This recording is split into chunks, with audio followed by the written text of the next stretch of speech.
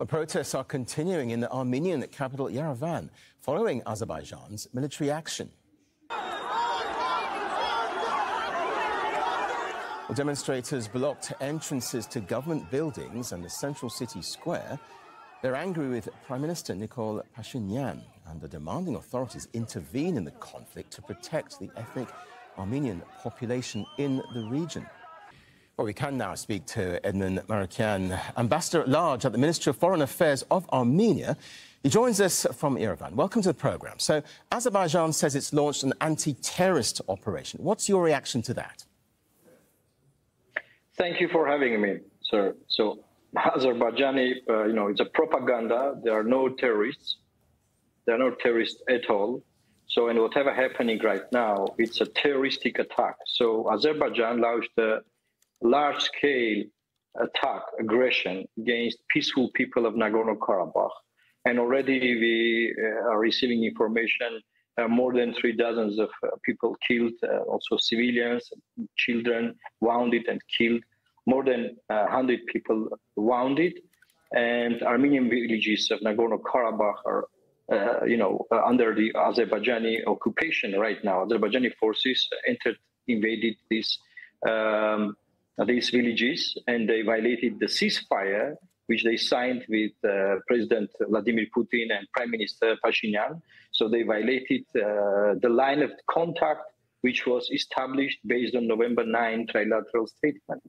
Right now, Azerbaijan is using military force to ethnically cleanse Nagorno-Karabakh territory. So you are well aware that about 9 months they blocked Nagorno-Karabakh, the only corridor, Lachin corridor, which was the only designated road to Nagorno-Karabakh from Armenia. And they are receiving all kinds of humanitarian aid and supplies from this road. So 9 months about, it's closed, so the people are starving.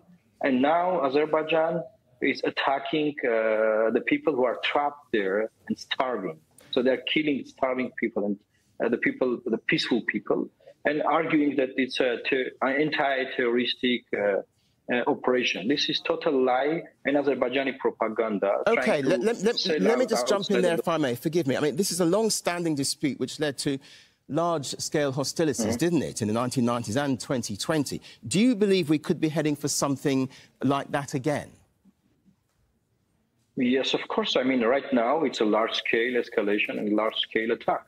So what is happening right now, Russian Federation has a big obligation to stop because they have peacekeeping forces based on trilateral statement, but also Western countries. So the United States, a couple of days ago, the Deputy Secretary of State stated that the United States will not tolerate ethnic cleansing in Nagorno-Karabakh, which is right now is happening there. The same EU and also international organizations condemned this action and call Azerbaijan to stop this military aggression and violence and mass human rights violations in Nagorno-Karabakh. Azerbaijan claims that weapons and mines are being smuggled into the region that's still under ethnic Armenian control. What would you say to that? So there are, we are detaching the problem what is happening. In 1990s, there were, mass violation of human rights. Azerbaijan, before even the collapse of the Soviet Union, started mass violation inside of the Soviet Union against Nagorno-Karabakh people. So Nagorno-Karabakh declared self-independence and they started the state building. So in order to build the state, so they built the presidential institution, parliament, and army. So, and then it remained there. Of course, Nagorno-Karabakh was not recognized as independent state, but there are institutions that there. So they have their own army, and the Republic Armenia have nothing to do with that army. It's Nagorno-Karabakh self-defense army, which they use to defend themselves, because when Azerbaijan enters there, when Azerbaijan has possibility, they behead people. Their army is an ISIS-type army, and they use ISIS-type warfare. So they behead peaceful people of Nagorno-Karabakh, and they are trying to defend themselves. Okay, and just to be clear, forgive me again, just to be clear, what would you say to Russia, who have had troops there on a peacekeeping mission? Do you want them to intervene?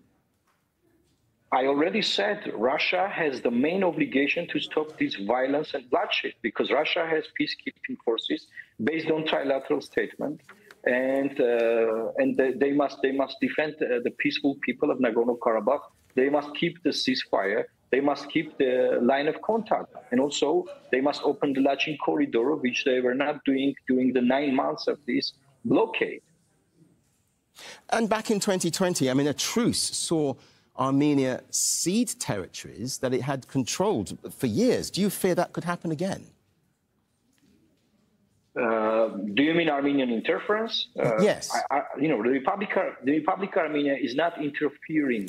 Right now, there is aggression. The people are attacked, but the Republic of Armenia is not interfering, and everybody knows this. So Azerbaijani propaganda right now, telling the Western media that they are attacking Armenian military forces, but it's not the Republic of Armenia's military forces. They are attacking self-defense army of Nagorno-Karabakh, but they want to sell it out as Armenian military forces. We'll leave it there. Ambassador at Large, Ministry of Foreign Affairs of Armenia, Edmon Marukyan, thank you very much indeed for joining us here on Al Jazeera. Thank you. Thank you so much.